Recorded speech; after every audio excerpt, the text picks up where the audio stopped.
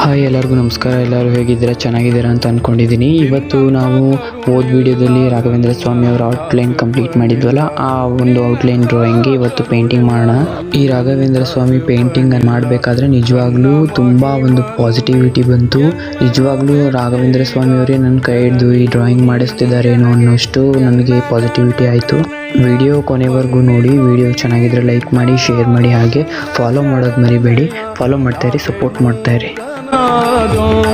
ಗುರುವೇನೆ ನಾಕೆ ಮೂಕನಾದೋ, ಗುರುವೇನೆ ನಾಕೆ ಮೂಕನಾದಿ, ಲೋಕಪಾಲಕಯನ ಸಾಕುವರಾದಯ ಶ್ರೀಕರರಾಘವೇಂದ್ರ ನಾಕೆ ಮೂಕನಾದೋ, ಗುರುವೇನೆ ನಾಕೆ ಮೂಕನಾದೋ, ಗುರುವೇನೆ